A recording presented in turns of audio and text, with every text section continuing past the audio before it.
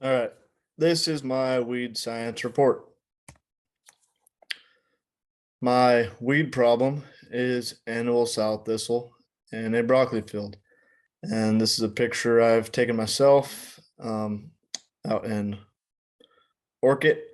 And this is one of the field I walk. Uh, at a younger stage of the broccoli, I didn't see all this sow thistle in the field. And then as it started to grow, the sow thistle started to grow with it and come through. They actually just went in and weeded it, but doesn't look like that anymore. Fix the problem. But anyways, I'm gonna go over annual sow thistle in a broccoli field. So some background on annual sow thistle. So sow thistle is a type of flowering plant belonging to the Asteraceae family. And here are some key characteristics of sow thistle. So for the appearance, sow thistle plants typically have erect or sprawling stems that can grow up to several feet high in height. And the leaves are usually lobed or toothed, and they may be alternate or arranged in a rosette pattern at the base of the plant. The flowers are yellow and arranged in clusters at the end of the stems. Excuse me. Habitat. Sow thistle is a common weed found in various habitats such as fields, gardens, roadsides, and waste areas. It thrives in disturbed or cultivated soil and can tolerate a wide range of environmental conditions. For herbicide resistance, sow thistle is not herbicide resistant. When sprayed with most generic broadleaf herbicides, it will die. Some continuation of sow thistle characteristics. For growth and reproduction, sow thistle is an annual or biennial plant that reproduces primarily by seeds. It has a fast growth rate and can quickly establish dense populations if not controlled. The plant produces numerous small, wind dispersed seeds that can remain viable in the soil for several years. Invasive tendencies. Some species of sow thistle, such as the common sow thistle, are considered invasive in certain regions. They can outcompete native plants, reduce biodiversity, and negatively impact agricultural crops, as you were seeing in my photo. For medical and culinary uses, sow thistle has a long history of traditional medicinal use in various cultures. Different parts of the plant, including leaves and roots, have been used to treat ailments such as digestive disorders, skin conditions, and respiratory issues. In certain cuisines, young sow thistle leaves may be consumed as a leafy green vegetable, often cooked or added to salads. And now go into my field data. So for the soil, this particular field has a sandy loam soil. Sandy loam soil has a balanced mixture of sand, silt, and clay particles, with a higher proportion of sand compared to the other soil types. This composition provides several advantages for plant growth. Crop grown, broccoli. As you saw in the photo, broccoli is a versatile and nutritious vegetable, and the Santa Maria Valley's climate and soil conditions can provide an excellent environment for successful broccoli cultivation. For crop cycle, broccoli is transplanted, and after about 90 days, depending on the season, it is harvested. This field rotates through broccoli, cabbage, and cauliflower, which all turn over about every 100 days. Depending on the time of year, the season, like I said, it could be anywhere from maybe 80 to 90 days to 120, 130 days, just depending on, temperature, water, all that, sunlight, especially. Anyways, some field data continued. For crop rotation, crops are rotated very regularly in this field. Once one goes out, another is coming in. That's a conventional ag for you. Meanwhile, the goal is to develop a rotation plan that optimizes yields, minimizes soil degradation, and promotes long-term agricultural sustainability. even while being conventional, we are always trying our best to do those things and be sustainable. For irrigation, when transplants first go in, normally there will be a pipe and sprinkler irrigation in the fields. Then once the crops are established, the farmer will put in drip tape irrigation. Most of the time, there will be no issues with erosion or runoff, but sometimes mistakes can be made. And if the water is on for too long or a pipe were to burst, then that is where you'll see the erosion once things start to flood. But normally, the extra water runs off into a ditch at the end of the field, which is checked on and maintenance regularly. Field data continued 2. And lastly, for our field prep, normally we will start with clearing the land of what was there from the last cultivation. Then, depending on what the grower's preference is, we will test the soil to see what it will see if the next crop coming in will do well, and if we need to apply fertilizers, which would be the next step, if so. After that, we will plow or till the soil, cleaning just everything up and getting everything shuffled around with tilling and plowing. And then anyways, shaping the beds comes after that. Once the beds are shaped, we will prepare for the irrigation, putting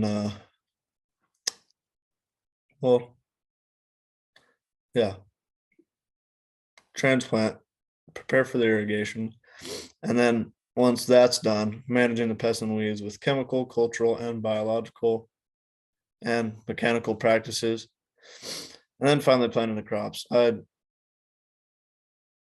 Sometimes it's different.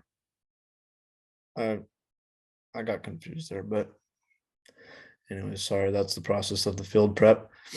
Once those crops go to harvest, after they are cut, you repeat the process. These steps aim to create favorable conditions for crop growth, optimize yields, and address potential challenges throughout the growing season. So diving into some cultural methods used. First would be crop rotation.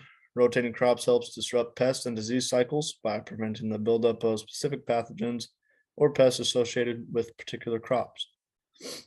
Next, we would be planting resistant varieties, selecting and planting crop varieties that possess natural resistance or tolerance to prevent pests or diseases can reduce the needs for chemical interventions. And then proper sanitization would be like maintaining cleanliness in the field, can minimize the presence of pests and diseases. And then lastly, timely planting and harvesting, which is huge. You want to have everything on schedule. So planting crops on an appropriate time and harvesting them promptly does everything to keep the field clean. Some biological methods used would be, biological control methods utilize natural predators, parasites, or beneficial organisms to control pests or diseases. So these methods include predatory insects or mites, biopesticides, and beneficial organisms.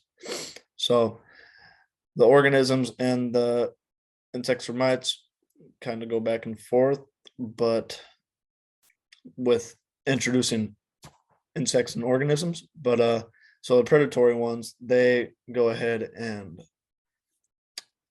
feed on the pests, or they can plant their eggs in the pests, which will also terminate them. And then the beneficial organisms go ahead and control those soil-borne diseases, and then also will eat the pests you don't want there. And then for the biopesticides, using microbial agents such as bacteria, fungus, or viruses that specifically target pests or disease without harming beneficial organisms. And then on the bottom, I added, even though we don't always use these practices in conventional agriculture, they're still very important to know about. Now, for mechanical methods used, mechanical control methods involve physically removing or suppressing pests, diseases, or weeds. Just like I was mentioning earlier in that photo I took, maybe a week or two after that photo, a weeding crew went in and picked all the weeds from in between the broccoli. So that would be a good mechanical method. So yeah, tillage, using equipment like plows or cultivators to turn over the soil, burying the weeds or destroying the pest habitat really do the trick for the conventional agriculture guys. Next would be hand weeding, like I mentioned, would be physically removing weeds by hand or using tools, especially in smaller scale operations. You'll see that a lot. Then would be traps and barriers, deploying traps or barriers to catch or block pests, such as pheromone traps for insect monitoring or physical barriers to prevent pests from reaching the crops, like vertebrates. Then for mulching, applying organic or synthetic materials around plants to suppress weed growth and conserve soil moisture. Definitely do the trick. Lastly, we could use chemicals, herbicides. So for our coal crops, we'll pretty much always use generic goaltender as a herbicide, which is what we used in that broccoli field. So that's what I'm going to dive into. Goaltender belongs to the chemical class of herbicides known as diphenyllethiers. The active ingredient in goaltender, oxyfluthrin, falls within this chemical class. Diphenyllethiers herbicides work by inhibiting the activity of the enzyme protofibrinogen oxidase, PPO, which is essential for chlorophyll synthesis in plants. By disrupting this process, diphenyllethier herbicides like goaltender effectively control substitutable broadleaf weeds and some grasses. We use goaltender at a rate of 8 ounces per acre with a dilution rate of 50 gallons of water. Going into goaltender, for PPE, pretty basic things just like coveralls, chemical resistant footwear and gloves, and protective eyewear. I believe it's not the most toxic for humans, or I just forgot to put the respirator, but no, I don't think you need a respirator, but better safe than sorry. But I don't think a respirator is on the label. I did look into the label to get this information. Anyways, for the reentry interval, it is 24 hours, and for the pre-harvest interval, it is 60 days. So definitely using this goaltender as a pre-plant herbicide. Once your crops are in the ground for maybe a week or two, I would definitely not be, well, they could go a week or two. After that, definitely wouldn't be putting no goaltender in there, because then you're really pushing that pre-harvest interval. You don't want the harvest manager to come and say, all right, we're cutting next week, and then you have to tell them that, there's still 10 days left on your pre-harvest interval. So anyways, that is all for my slides, and I just wanted to conclude that we do see a lot of these practices in conventional agriculture. Sometimes not so much of the biological methods, but cultural methods are definitely used and talked about. Biological, they're known, and it's good to keep them in your back pocket. If we see a beneficial organism out there, such as a ladybug or lacewings, we'll make sure not to kill them, keep them safe. We don't want to go against it or anything. And for mechanical, we definitely go ahead and use that, just like I was saying, the hand weeding. You always see the tilling going on out there, and everything else. And with the herbicide, we also use that on every single planting. So anyways, this is my weed science report, and I hope you really enjoyed. Thank you very much.